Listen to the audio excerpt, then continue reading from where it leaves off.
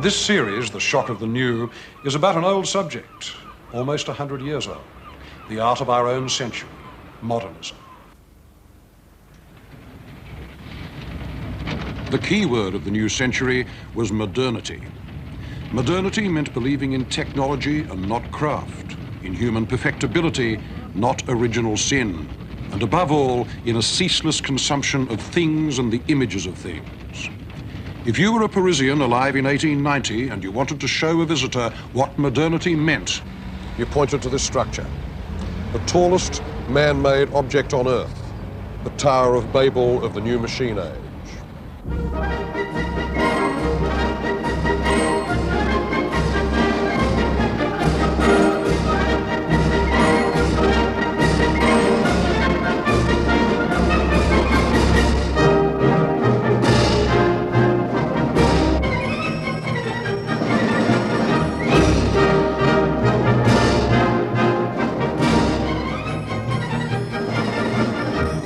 Since the Great Exhibition of 1851 in London, the big powers of Europe had taken to holding world's fairs to show off their industrial strength.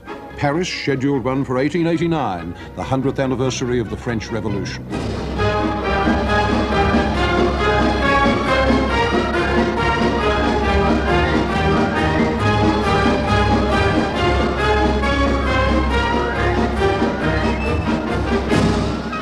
This was its emblem, a huge act of propaganda designed not by an architect, but by an engineer, Gustave Eiffel.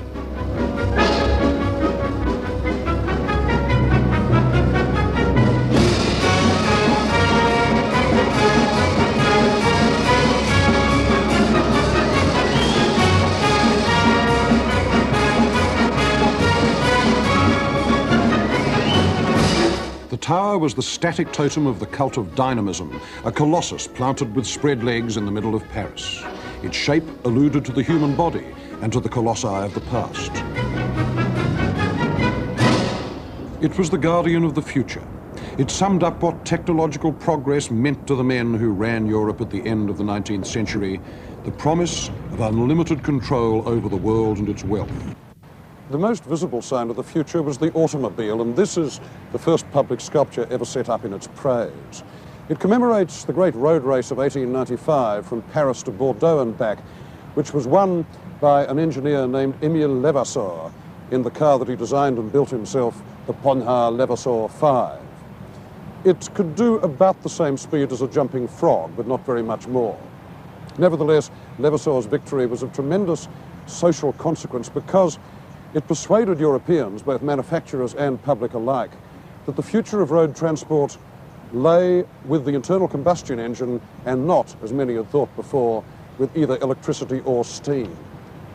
In all justice, there ought to be a replica of this thing set up in every oil port from the Persian Gulf to Houston.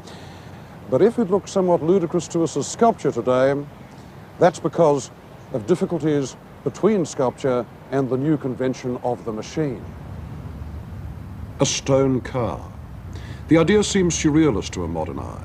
It's simply incongruous. Stone is immobile, mineral, brittle, cold. Cars are fast, metallic, elastic, warm. A human body is warm too, but we don't think of statues as stone men because we're used to the conventions of representing flesh with stone. There were no such conventions for depicting machinery. It was too new.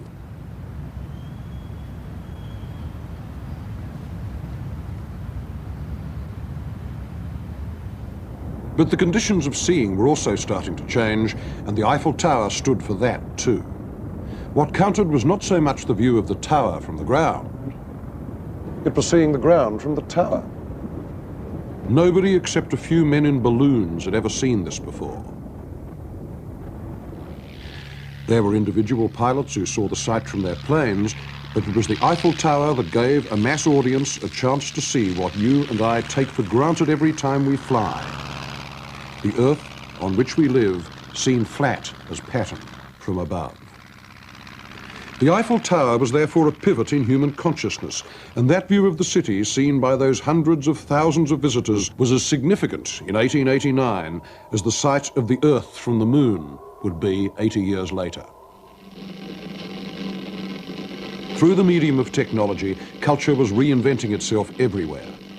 In 1877, Thomas Alva Edison came up with the most radical extension of cultural memory since the printed book.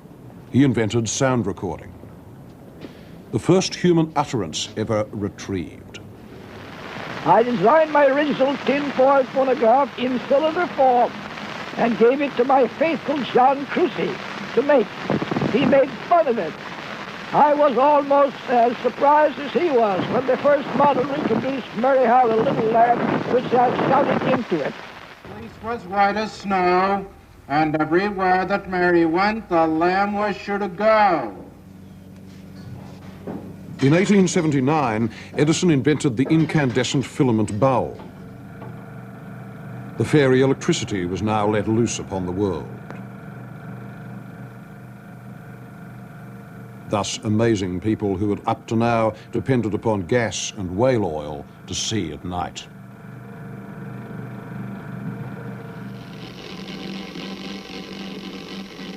In 1895, the Lumiere brothers made the images of a magic lantern move. They invented the movie camera and the projector. In 1898, Marie Curie discovered radium.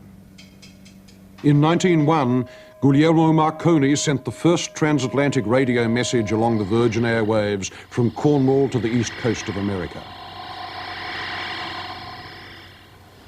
In 1903, two home inventors, Wilbur and Orville Wright, observed the wind, put wings on a bicycle, scrambled into it, started their motor, and to the stupefaction of the world, took off, achieving man's first powered flight in a heavier-than-air machine.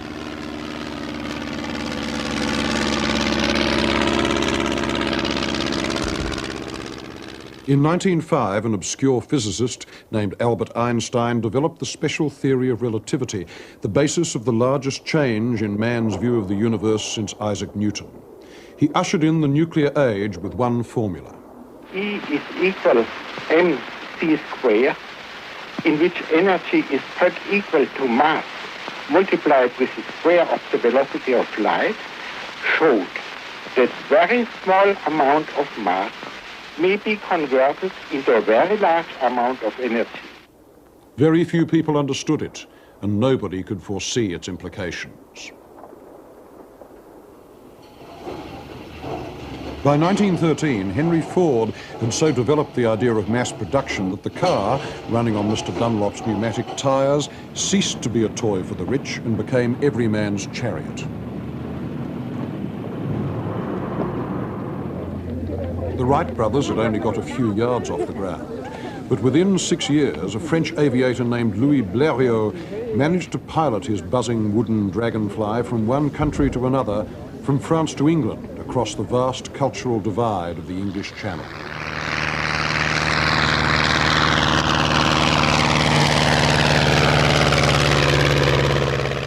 In 1913, the French writer Charles Péguy remarked, "The world has changed less since the time of Jesus Christ than it has in the last 30 years.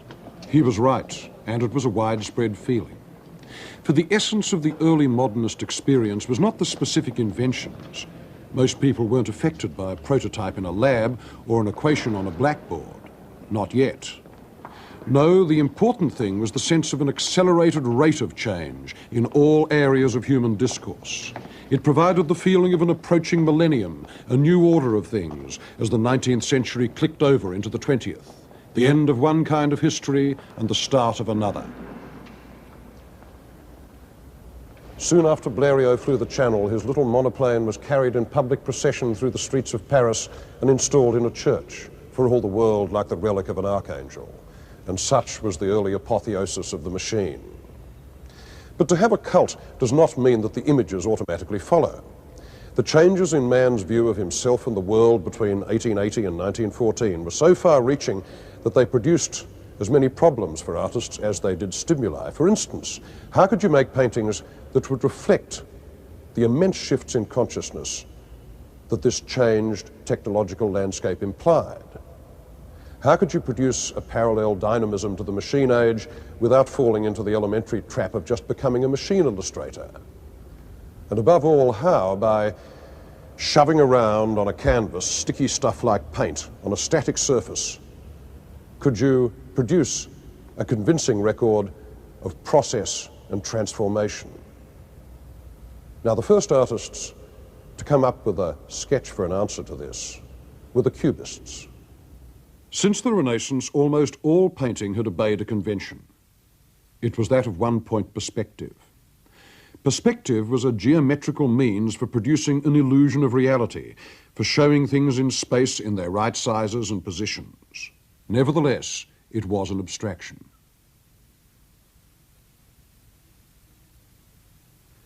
It was a view seen by a motionless, one-eyed person, clearly detached from what he sees.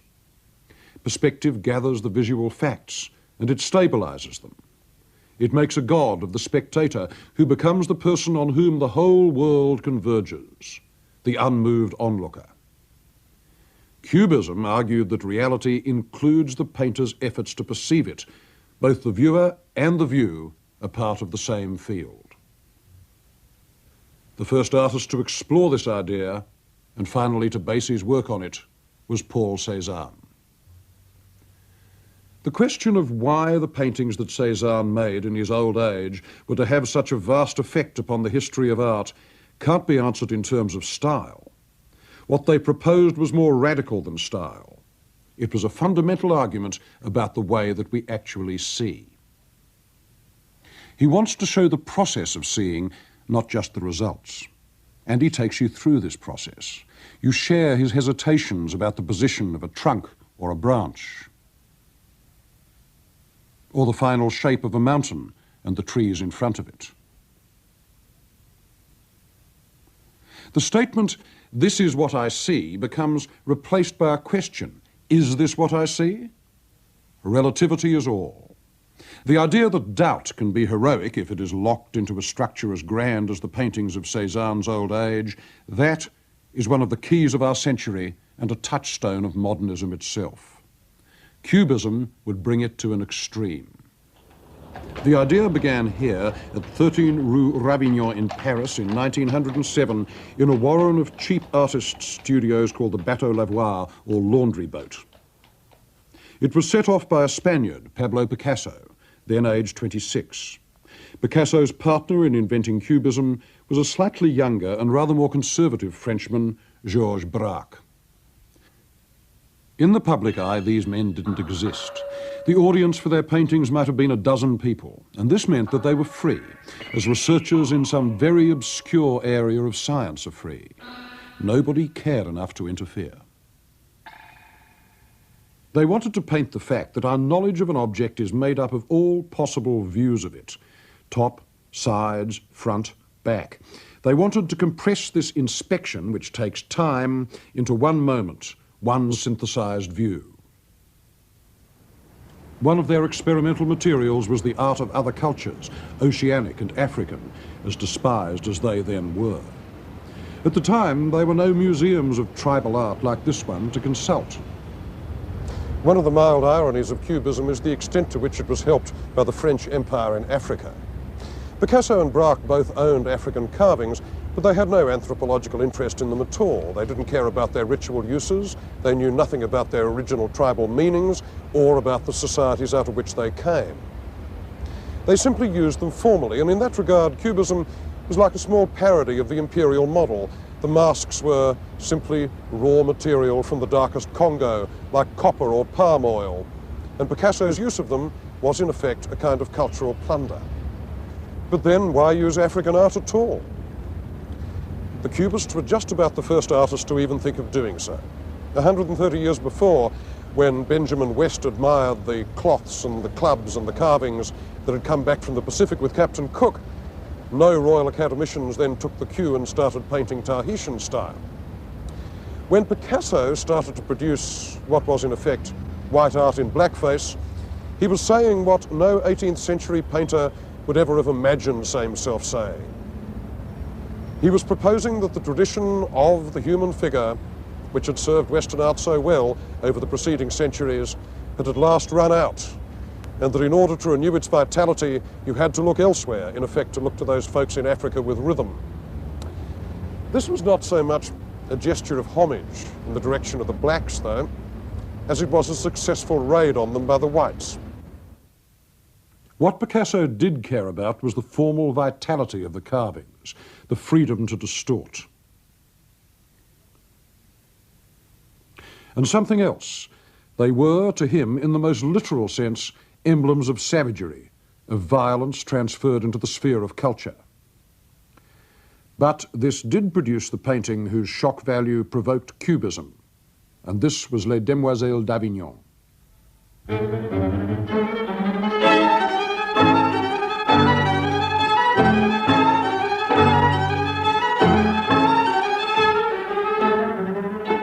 No painting ever looked more convulsive, and none signalled a faster change in the history of art. And yet it was anchored in the tradition of the nude. Picasso began it the year Cezanne died, and its nearest ancestor was Cezanne's bathers. It also descends from Picasso's Spanish heritage. Those unstable, twisting bodies are like El Greco, and so is the angular, harshly lit space.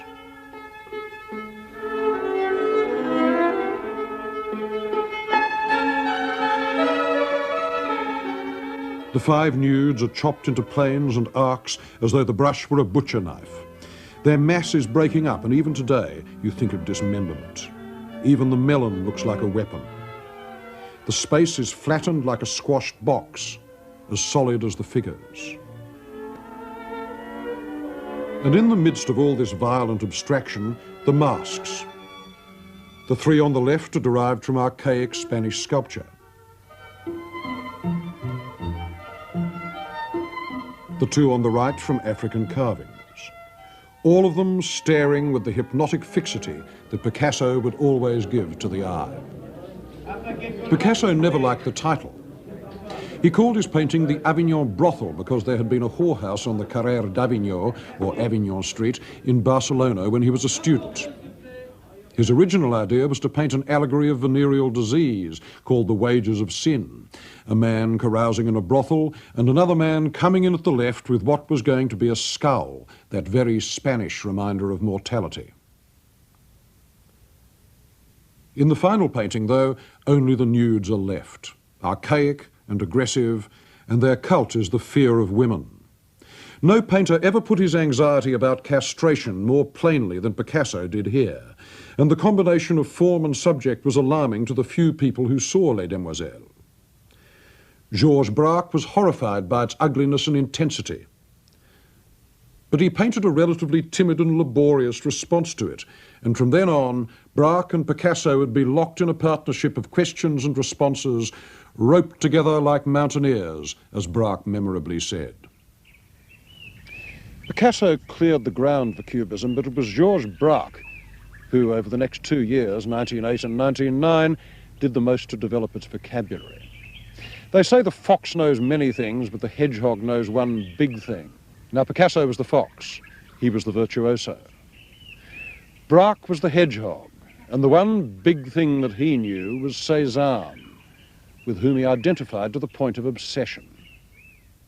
He admired Cezanne, as he put it, for sweeping painting clear of the idea of mastery. He loved his doubt, his doggedness, his concentration, his lack of eloquence. Well, Braque wanted to see if Cezanne's way of building a painting, that fusing of little tilted facets, that solidity of structure and ambiguity of reading, could be pushed further, which he did with the landscapes he painted in 2 places where Cezanne himself had worked. First at l'Estaque in the south of France in 1908. The Estaque paintings began as almost straight Cezanne. This is one view that Braque looked at that summer. This is what he made of it. Every scrap of detail edited out, prisms, triangles. Yet the shading no longer gives you a feeling of solidity. Some of the corners could either be sticking out of the picture or pointing back into it.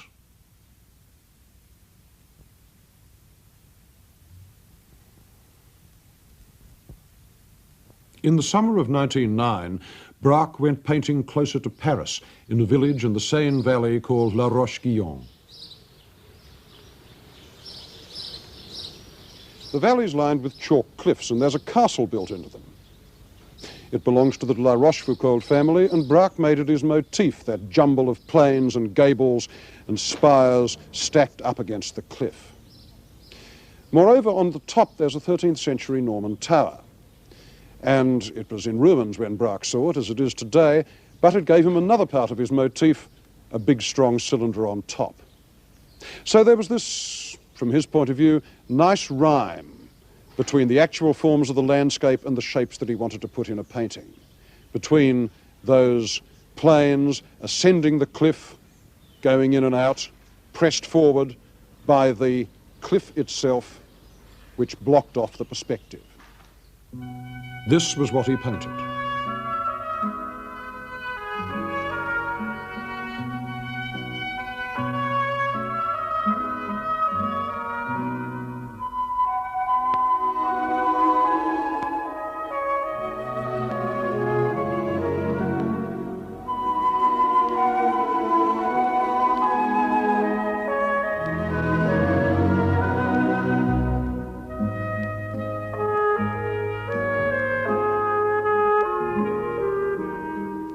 He then scrambled up the chalk bluff to the side and looked at the castle from an angle which gave him an even more complicated geometry of gables and turrets coming down into the town.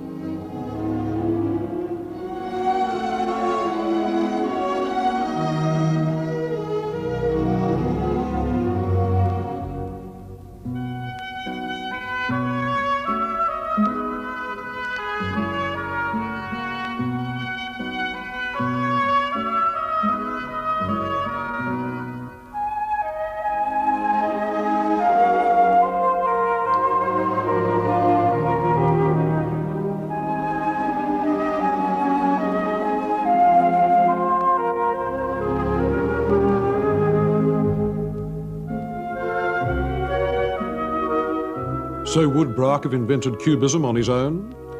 Probably, but it would have lacked the power that Picasso brought to it. This was his unequalled ability to realize form, to make you feel the shape and the weight and the silence of things. This is the plastic power of a sculptor, but in paint. And distorted as they are, you're made to feel them so strongly that you can imagine them picked off the canvas in 3 dimensions. For the moment, Picasso's portraits, like this one of the dealer Vollard, were still recognizable, but any reality was bound to alter once it was thrust into the shifting, abstract space that he and Braque had invented. By 1911, Picasso and Braque were painting like Siamese twins. This painting of a guitarist is by Braque. This one, of another guitarist, is by Picasso.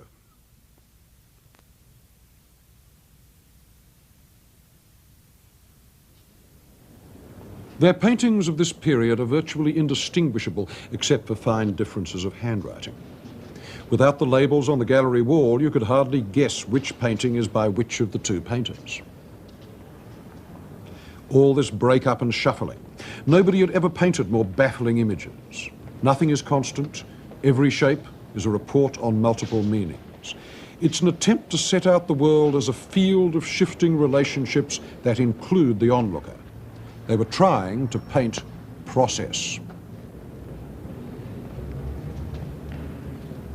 Braque and Picasso were not mathematicians, and certainly they weren't philosophers, but their art was part of the same great tide of modernist thought that included Einstein and the philosopher Alfred Whitehead.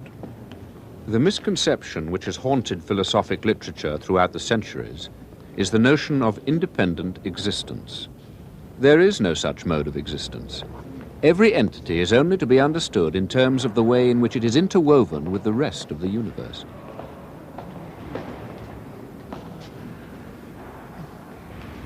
As Gertrude Stein remembered it, the Cubist game of hide and seek with reality fed back into the world in odd ways.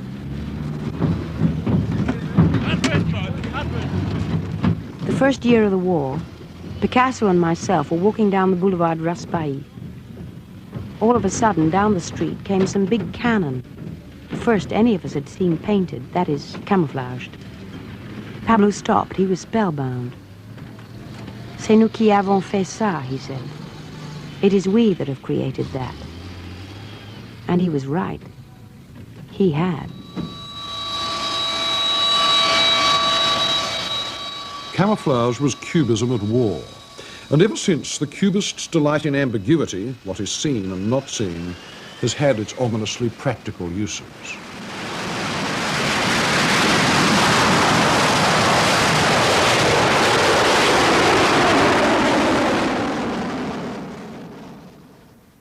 Picasso's next step was to stick a piece of oilcloth to one of his still lives. It was printed with a design of chair caning, and so collage began. Collage, which simply means gluing, was a way of strengthening the link between Cubism and the real world.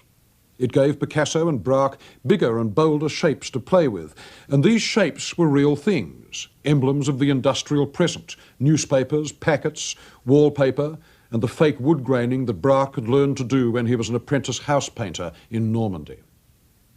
They were recoiling from the abstractness of those pictures of 1911, and in that they were joined by the third musketeer, a more classical artist than either of them, Juan Gris. In him, Cubism found a mind of the coolest analytical weight. To Gris, the world of cheap mass production and reproduction was a sort of Arcadia, a pastoral landscape, as it was to Apollinaire. You read handbills, catalogues, posters that shout out loud. Here's this morning's poetry. And for prose, you've got the newspapers.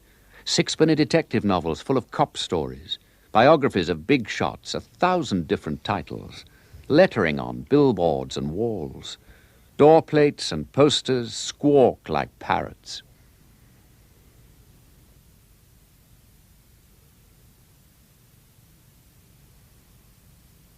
Cubist Paris is receding now, but it's still there, the glass and iron city of small arcades, the marble city of cafe tables, the place of zinc bars, dominoes, dirty chessboards, crumpled newspaper, the brown city of old paint and pipes and panelling, history to us now, but once the landscape of the modernist dream.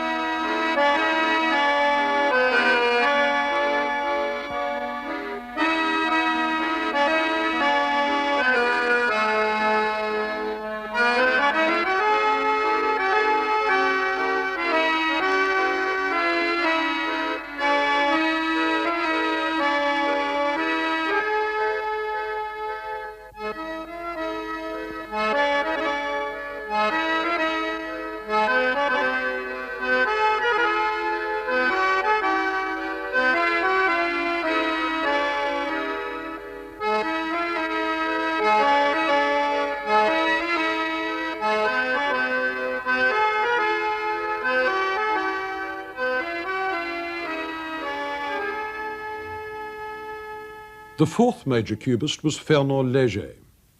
He wanted to make a public style of Cubism, a popular art, images of the machine age for the man in the street.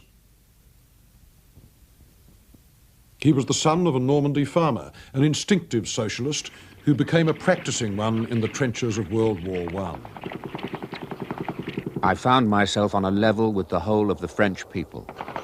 My new companions in the engineer corps were miners, navvies, workers in metal and wood. Among these, I discovered the French people. At the same time, I was dazzled by the breech of a 75mm gun which was standing uncovered in the sunlight. The magic of light on white metal. Metal or flesh, it made no difference. Leger painted the body as though it were made of interchangeable parts like machinery.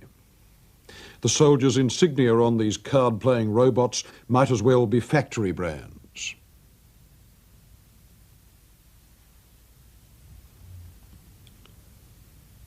To him, society as machine meant harmony, an end to loneliness. The Three Women, one of the paintings that best expresses this, is among the great didactic images of French classicism.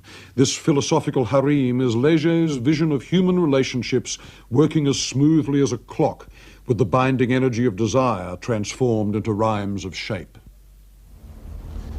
There were some artists to whom this mechanical age was much more than a context and very much more than a pretext.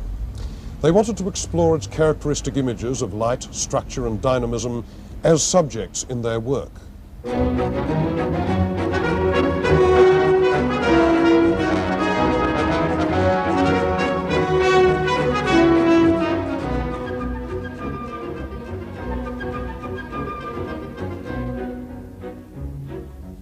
Robert Delaunay was crazy about the Eiffel Tower.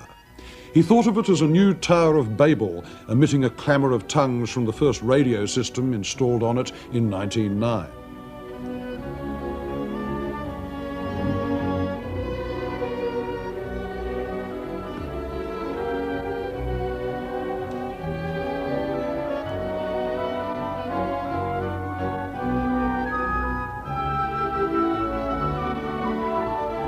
He must have painted it 30 times, the first time for his Russian wife and fellow painter, Sonia.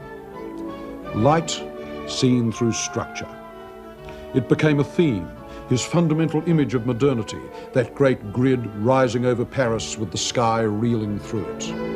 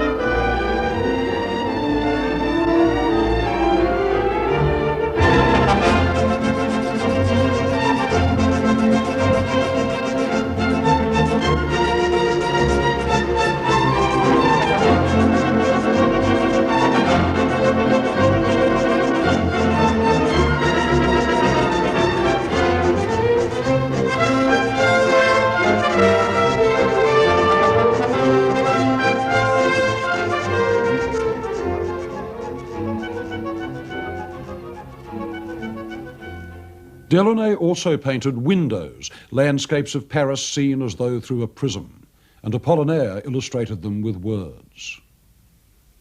Raise the blind and see how the window opens.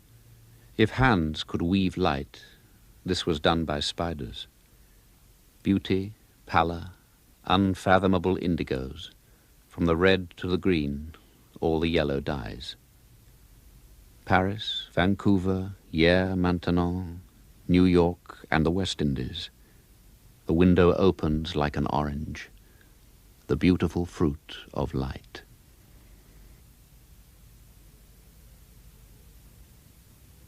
Whereas Leger thought the core of modernism was structure, the Delaunays believed it was light, pure energy, flooding the world. Its emblem was the disc. This was the basic unit of Robert's grand allegory of newness, the homage to Blériot, the great constructor, as he called the pilot.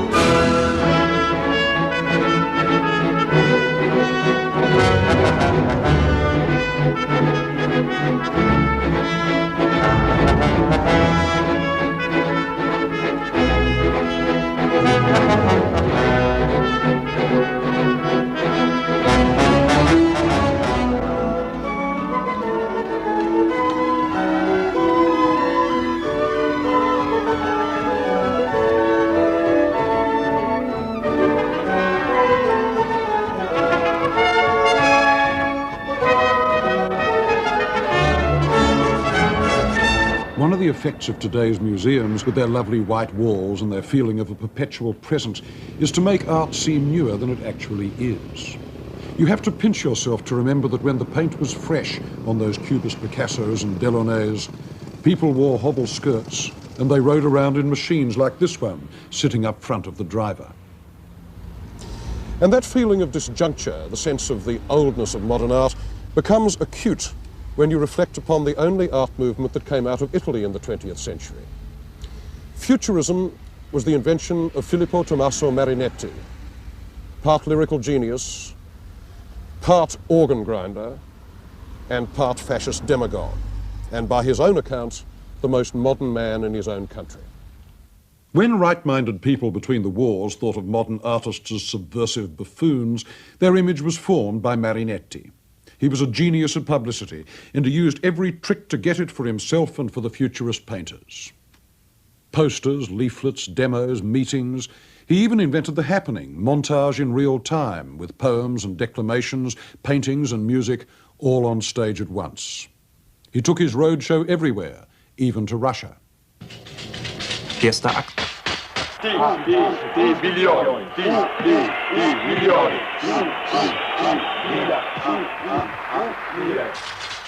Zweiter Akt. Prendere l'orologio, aprire il giornale. Dritter Akt.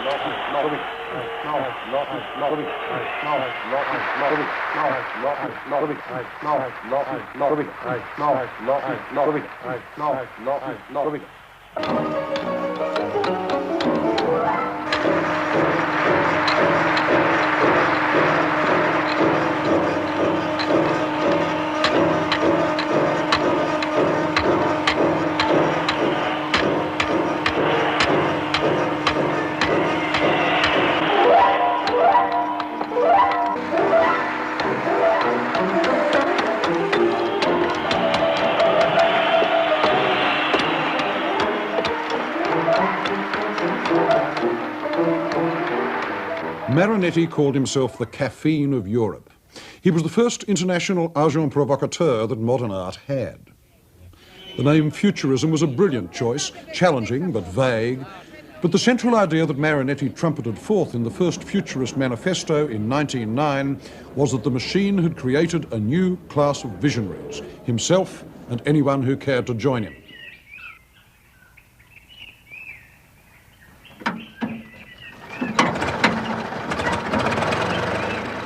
For Marinetti and his group, all the old ideas about art and artists were about to be blown off the cultural map.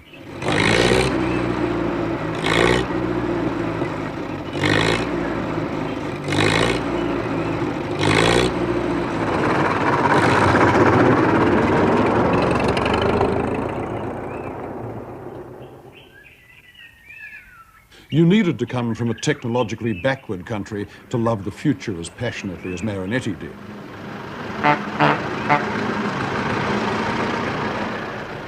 Machinery was power. It was freedom from historical restraint.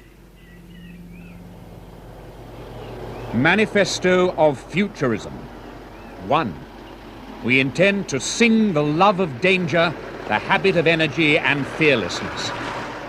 We affirm that the world's magnificence has been enriched by a new beauty, the beauty of speed.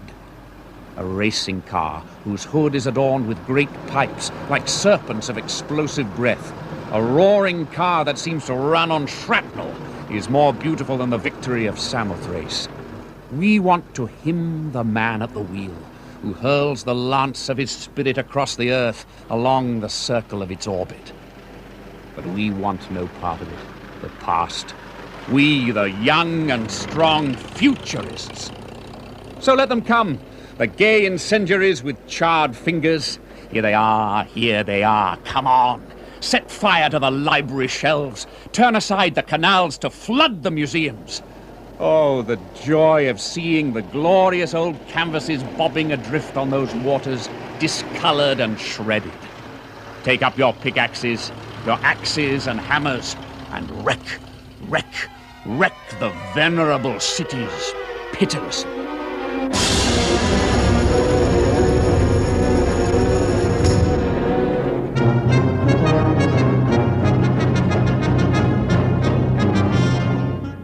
In their art, they set out to find an equivalent for the speed and the movement that they worshipped in their cars.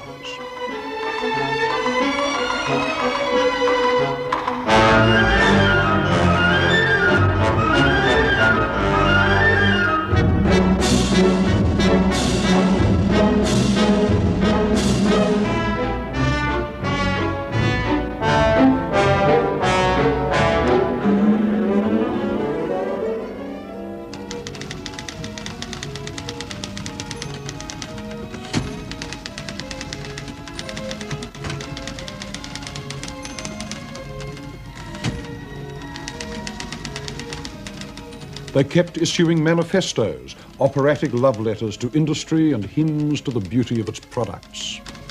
The artists who gathered round Marinetti before the First World War were the core of the Futurist group, and some of them would soon be dead. The most gifted of them, Umberto Boccioni, fell off his horse and was killed in 1916 in the war which he and Marinetti had praised as the hygiene of civilization. But in the meantime, he had produced some extraordinary images, none more so than The City Rises, his paean of joy to industry and heavy construction, with its straining cables and draught horses and plunging figures. But the problem was how to represent movement. For that, the Futurists resorted to photography, especially the sequential photographs published by the French pioneer Etienne Jules Marais. By giving you the successive positions of a figure on one plate, these photos introduced time into space. The body left its own memory in the air. 400 years before, Leonardo had bought birds in the Florentine market and let them go to study the beat of their wings for a few seconds. Now the cameras of Marais and Edward Muybridge could describe this world of unseen movement. Some of Giacomo Balla's paintings were almost transcriptions of their photographs. This one, for instance, is entitled Swifts, Paths of Movement and Dynamic Sequences.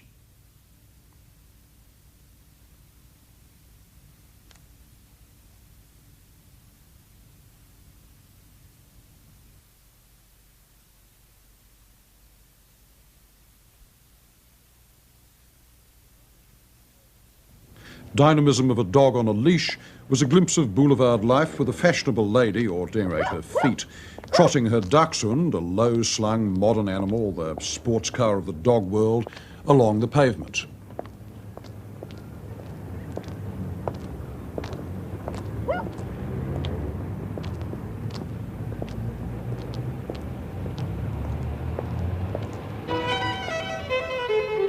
Watching a virtuoso's rapid fingers gave Ballard the clue for rhythms of a violinist.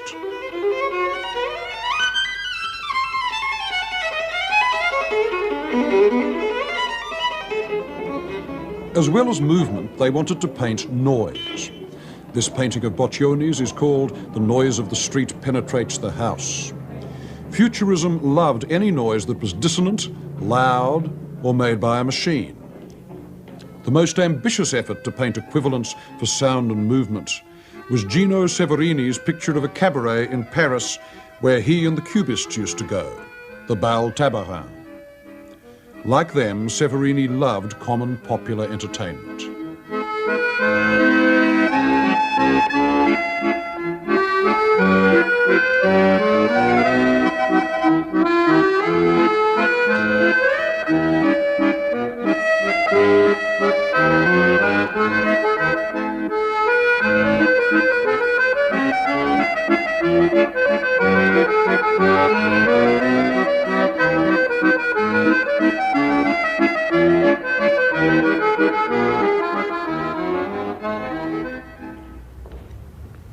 But not every artist had that kind of straightforward optimism about the machine.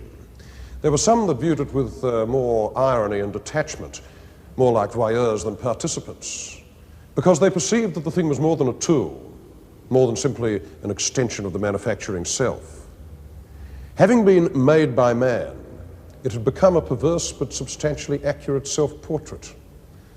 Such was the implication of Francis Picabia's work and of Marcel Duchamp's. The machine, as Picabia put it in one of his titles, is the daughter born without a mother, a modern counterpart to the virgin birth in which Christ, the Son, was born without a father. Machinery parodied both sex and religion. It contained limitless possibilities for giving offence, which Picabia was born to do. Picabia was one of those men, almost a modernist invention in themselves, who was locked in a struggle with the very idea of art. He wanted to laugh the notion of painting to death. He had a very strong sense of myth, and he couldn't find another outlet for it. The myth was that of the machine as man's counterpart. It obsessed Picabia. It was his main amusement. He married rich and he bought one fast car after another, as though he were trying to turn himself into a mechanical centaur.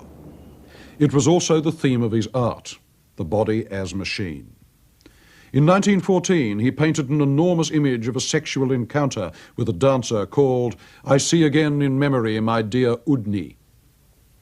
The 19th century novelist Joris Huysman foresaw it in a way when he wrote, "Look at the machine, the play of pistons and the cylinders. They are steel Romeos inside cast-iron Juliets. The ways of human expression are in no way different to the back and forth of our machines. This is a law to which one must pay homage, unless one is either impotent or a saint." Picabia was neither. He had a flair for the old in-out, mechanical sex, mechanical self. No wonder Picabia's machine portraits still look so very sardonic. The machine is amoral. Its movements are programmed. It can only act, and nobody wants to be compared to a mechanical slave. Marcel Duchamp would push the machine metaphor even further. Before giving up art for chess, Duchamp had played with every existing art movement and predicted a number of those to come.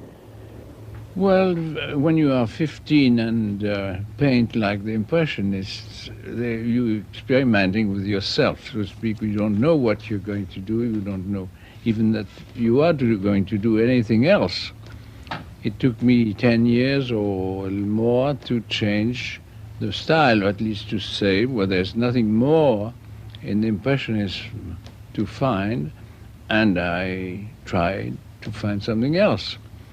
I first went through Fauvism, I went through Cubism, and then only in 1912 or 13 that I found more or less what I wanted to do, which would not be influenced by movements that I'd been through, you see.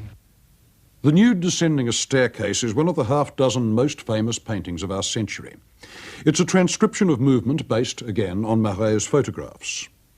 As Cubism, it's quite academic.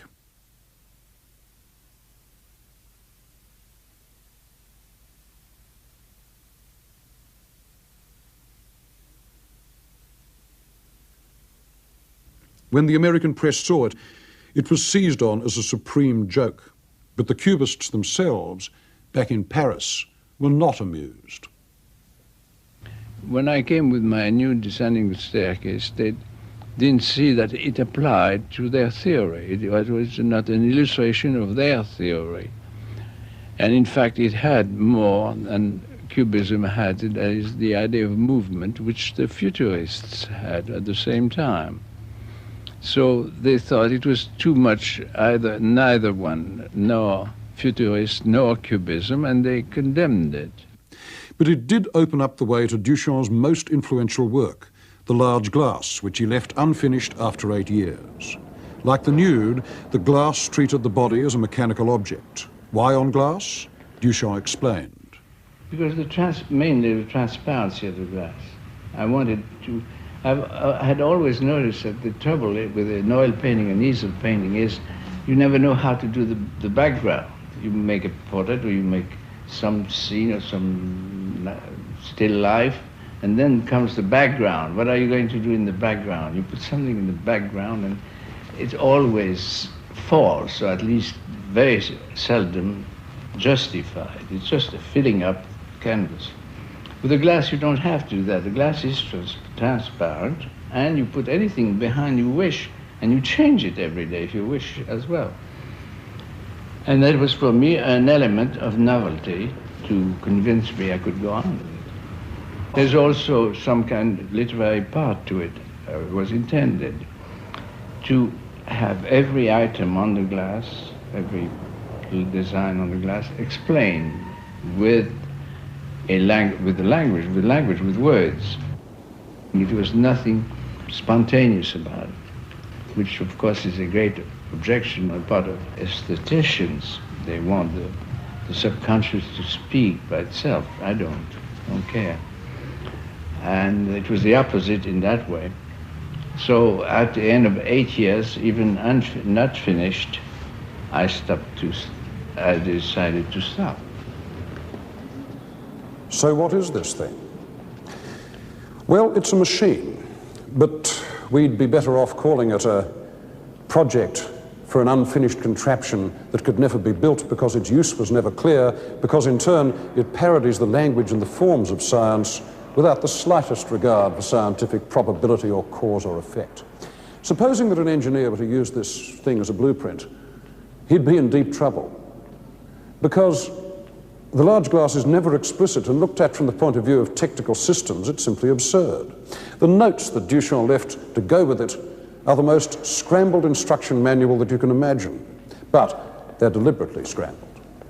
For instance, he talked about the thing running on a mythical fuel of his own invention called love gasoline, which passed through filters into feeble cylinders, which activated a desire motor, none of which would really have meant very much to Henry Ford.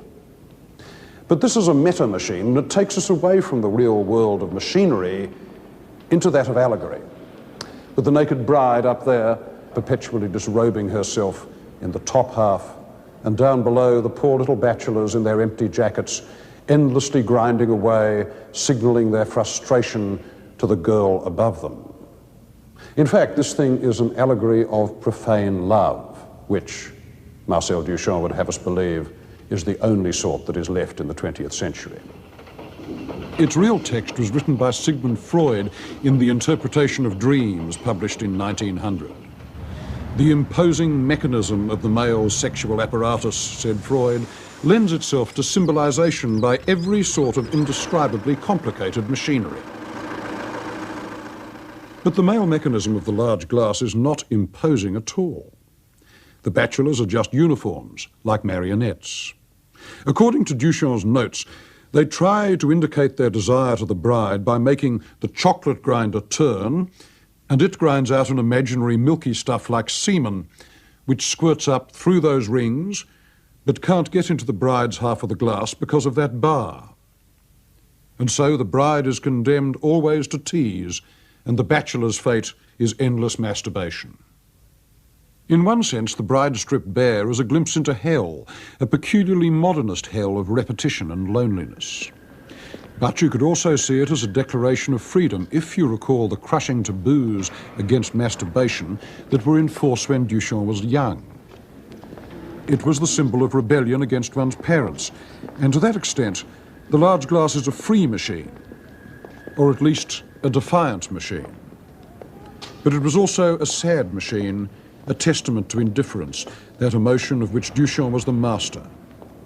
When the large glass was broken in its crate while being shipped, how did he feel? Nothing, not much.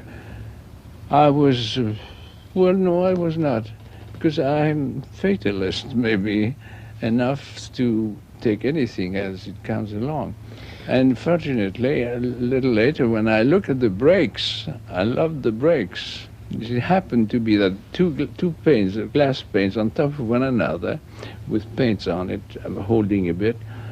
When they break on the vibration of being transported flat, you see, on a truck, the brakes take a similar direction in the two panes. So when you put them on top of one another, they seem to continue the same brakes, as though I had it done it in purpose. Duchamp's finely tuned indifference is one of the divides between the late machine age and the time in which we live. The large glass was a long way from the optimism and the sense of possibility with which greater painters but less sophisticated men than Duchamp greeted the machine in those long lost days before World War I. For machinery was now turned on its inventors and their children. After 40 years of continuous peace in Europe, The worst war in history cancelled the faith in good technology. The myth of the future went into shock, and European art moved into its years of irony, disgust, and protest.